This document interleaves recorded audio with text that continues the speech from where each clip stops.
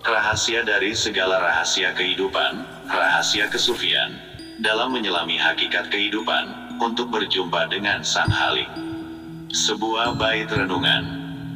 Mereka sedikit sekali tidur di waktu malam, dan menjelang fajar, mereka mohon ampunan. Allah memandu kepada cahayanya siapa yang Dia kehendaki. Kitab yang ditulis Syekh Abdul Qadir Al-Jailani. Banyak yang menganggap kitab ini sebagai jembatan yang mengantarkan pada 3 hal besar, yaitu Al-Gunyah li Tholibi Thoriqal Haq, yaitu bekal para pencari kebenaran, kemudian Al-Fat Al-Robani wa Al-Fait Al-Rahmani yang berisi ajaran menyelami samudera hikmah, dan Futuh Al-Ghaib membahas hal-hal gaib, penyingkapan kegaiban. Bismillahirrahmanirrahim. Allahumma sholli ala Sayyidina Muhammad wa ala alihi wa sahbihi ajmain. Asyhadu alla ilaha illallah wa asyhadu anna Muhammadar Rasulullah. Alhamdulillahirabbil alamin wa bihi nasta'inu ala umuri dunya wa din. Wassalatu wassalamu ala asyrofil anbiya'i wal mursalin wa ala alihi wa sahbihi ajmain. Amma ba'du. Sebelum lanjut, jangan lupa pencet dulu subscribe dan lonceng notifikasinya. Intinya, agar kita akan selalu terjalin silaturahmi. Terima kasih untuk sobat dan pemirsa yang telah subscribe. Semoga semua sobat semua selalu mendapatkan keberkahan, kesuksesan, yang utama kesehatan. Sobat Kolbun yang dirahmati Allah, adapun metode pengajaran dan penyampaian yang digunakan dalam kitab ini adalah metode bayani, yaitu penjelasan dengan menggunakan kata-kata yang tepat, ungkapan yang mudah, seimbang, dan jauh dari keruwetan. Contohnya, ketika memberikan pengertian tentang iman, ia berkata, kami yakin bahwa keimanan adalah pengucapan dengan lisan, pembenaran dengan hati, dan pelaksanaan dengan anggota badan. Bertambah dengan ketaatan, berkurang dengan kemaksiatan, menguat dengan ilmu, melemah dengan kebodohan, dan timbul karena adanya taufik.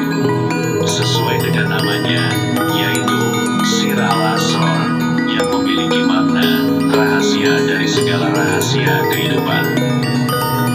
Pertama, pembahasan ini dimulai dengan keberadaan manusia yang dilihat dari sudut pandang jiwa dan raga. Secara umum, manusia mempunyai ciri-ciri fisik yang hampir sama, tapi dari sisi jiwa, setiap orang berbeda-beda. Karena itu, perlu penjelasan yang lebih khusus, yakni sebuah kaidah tentang menapaki jalan satu tingkatan ke tingkatan lainnya untuk mencapai alam ilmu sebagai tingkatan tertinggi. Ia mendasarkan hal tersebut pada sebuah hadis. Ada satu tingkatan yang di dalamnya semua dan segala sesuatu dihimpun, yaitu makrifat ilmu. Kemudian, ia memperkuat argumentasinya dengan beberapa hadis lain. Tafakur sesaat lebih utama daripada ibadah setahun. Atau, sesaat tafakur lebih utama daripada ibadah 1000 tahun. Kedua, ia mengatakan bahwa jalan pertama menuju kesempurnaan adalah tobat. Seperti disebutkan dalam Al-Quran, wa yas'alunaka anil mahid, qul huwa azan, faktazilun nisaka, fil mahidi wa la taqrabuhunna, hatta yadhan, faiza tataharna fatuhuna min haitsu amarakumullah, innallaha yuhibbut tawwabina, wa yuhibbul mutatahhirin. Artinya, dan mereka menanyakan kepadamu, Muhammad, tentang haid. Katakanlah, itu adalah sesuatu yang kotor. Karena itu jauhilah istri pada waktu haid, dan jangan kamu dekati mereka sebelum mereka suci. Apabila mereka telah suci, campurilah mereka sesuai dengan ketentuan yang diperintahkan Allah kepadamu. Sungguh, Allah menyukai orang yang tobat dan menyukai orang yang menyucikan diri. Quran, Surat Al-Baqarah ayat 222. Lalu, diperkuat dan diperjelas lagi dengan ayat lain. Kecuali orang-orang yang bertobat, beriman, dan mengerjakan amal saleh, maka itu kejahatan mereka diganti Allah dengan kebajikan, dan adalah Allah Maha Pengampun lagi Maha Penyayang. Quran Surat Al-Furqan ayat 70. Ketiga, tentang zakat dan sedekah. Syekh Abdul Qadir Al-Jailani mengatakan bahwa segala sesuatu yang diberikan sebagai zakat akan melalui tangan Allah sebelum sampai kepada kaum fakir. Karena itu, tujuan zakat tidak semata-mata untuk membantu kaum fakir, karena Allah Maha mengetahui semua kebutuhan, termasuk kebutuhan kaum fakir. Menurut Abdul Qadir, tujuan zakat sejatinya adalah agar niat seorang yang berzakat diterima oleh Allah.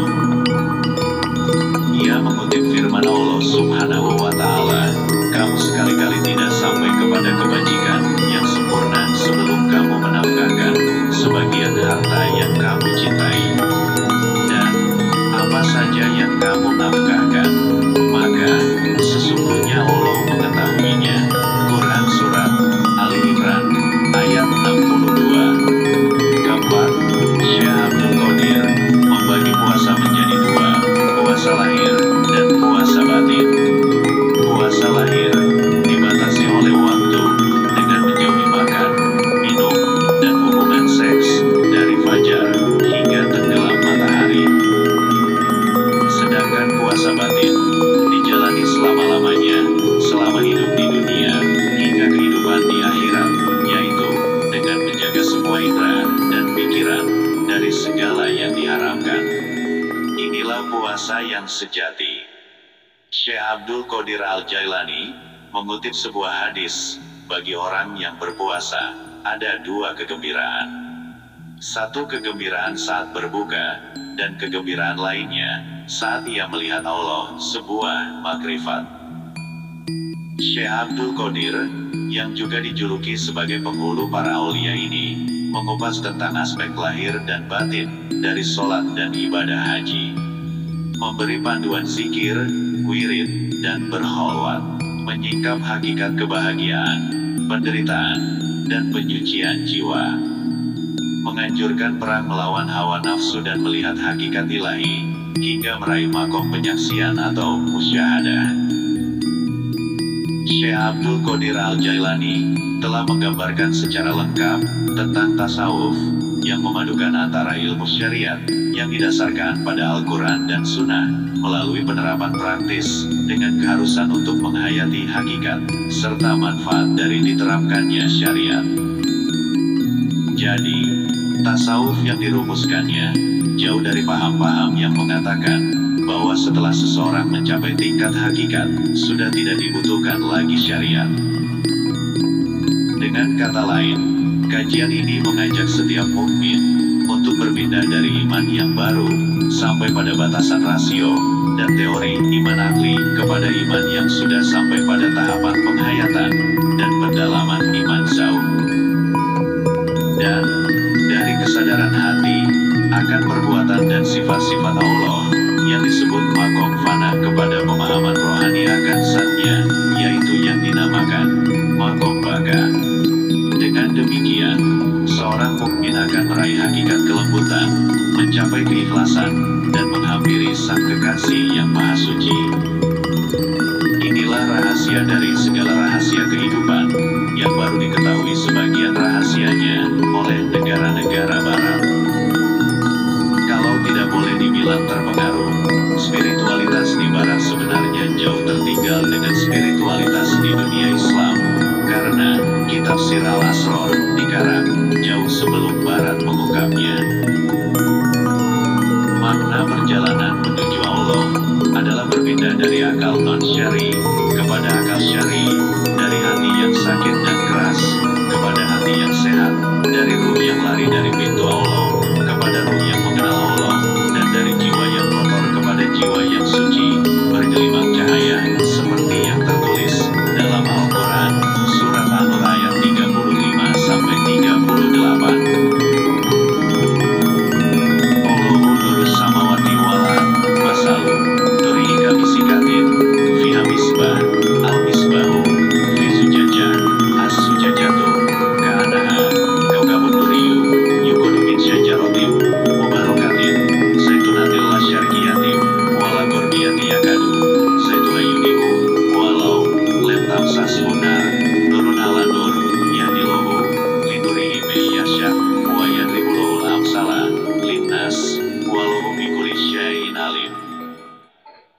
pemberi cahaya kepada langit dan bumi.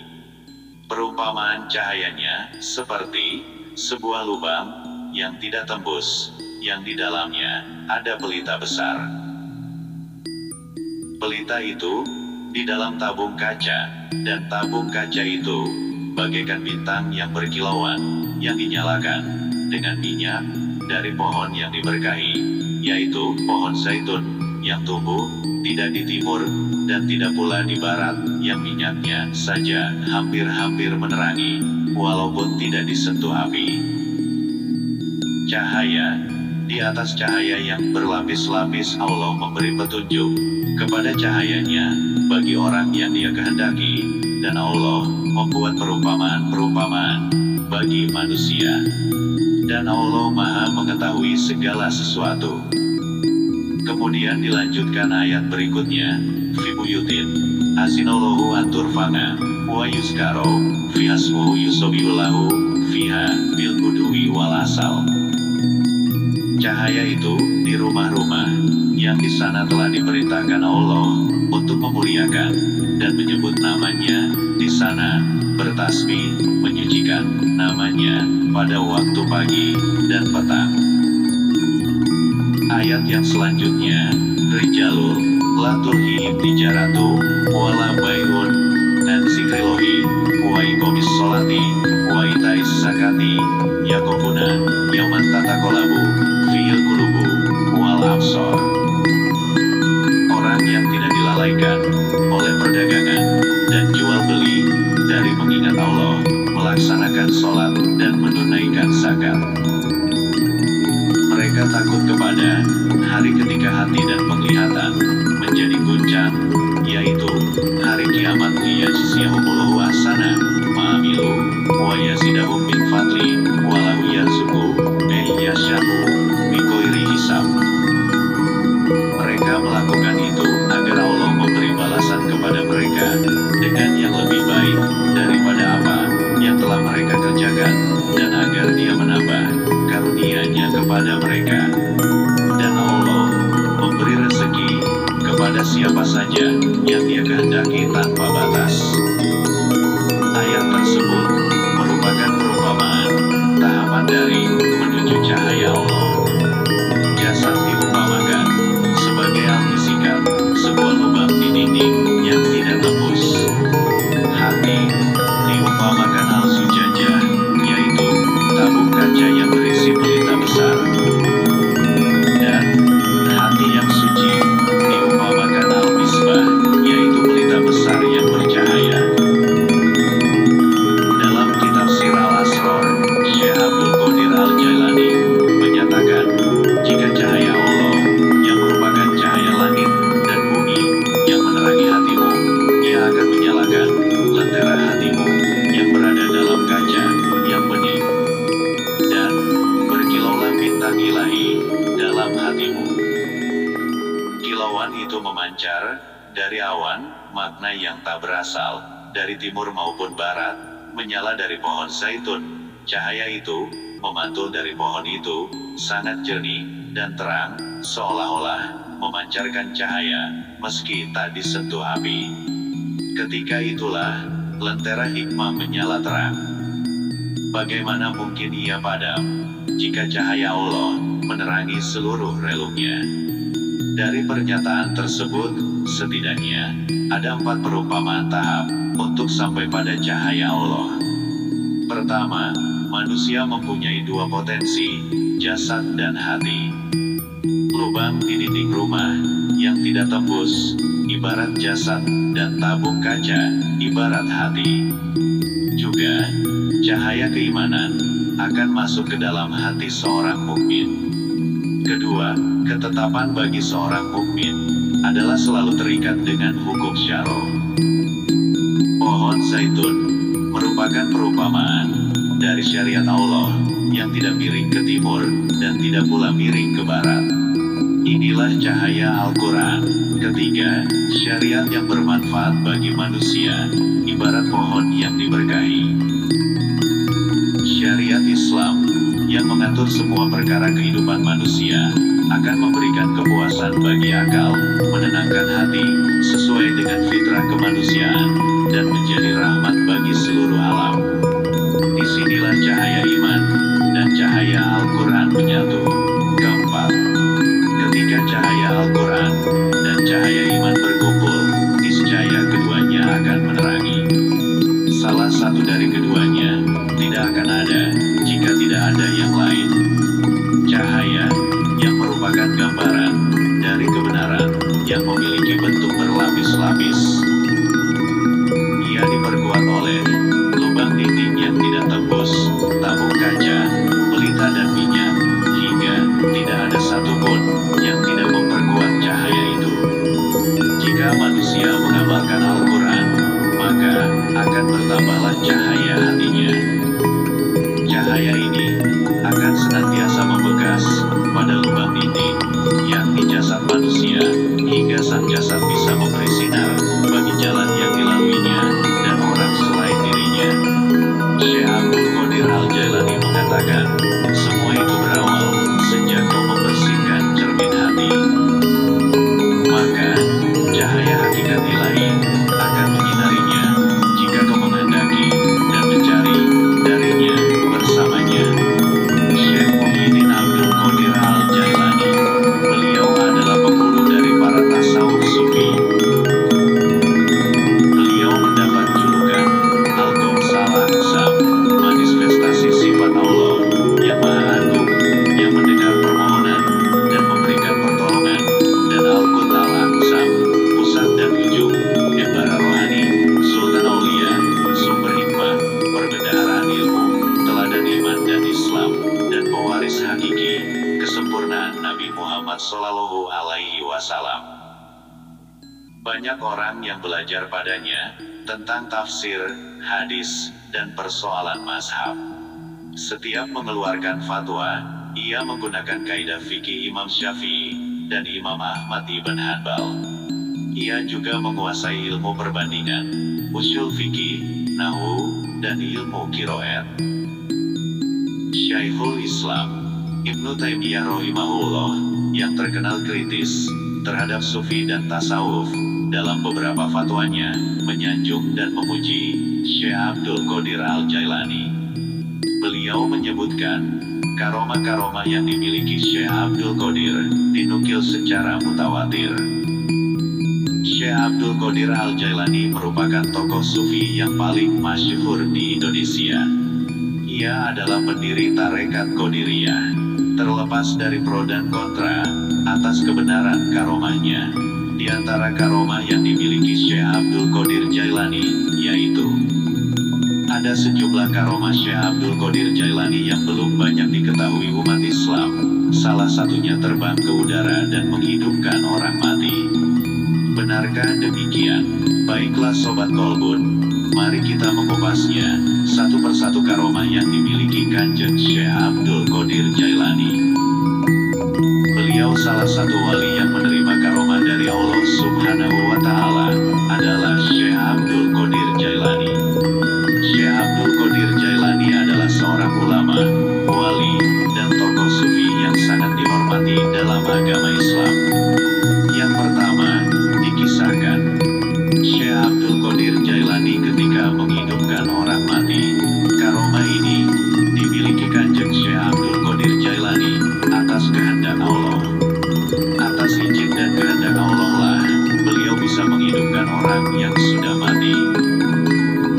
Kisah ini bermula dari perdebatan antara orang Nasrani dan orang Islam. Saat itu terjadi perdebatan yang memperbandingkan keagungan Nabi Muhammad SAW dengan Nabi Isa alaihissalam. Menurut orang Nasrani, Nabi Isa bisa menghidupkan orang yang telah mati. Kemudian, Syekh Abdul Qadir Jailani pun mengatakan, kalau dia juga bisa menghidupkan orang mati, meskipun bukan seorang nabi. Hal itu beliau langsung menunjukkan kekuasaan Allah. Di hadapan orang Nasrani itu, beliau membelah kuburan dan menghidupkan orang yang telah mati. Seketika, orang Nasrani itu takjub dan memutuskan untuk menjadi mualaf. Saat itu, Al-Mustajid, seorang khalifah Abbasiyah, datang ke rumah Abdul Qadir Jailani untuk meminta nasihat.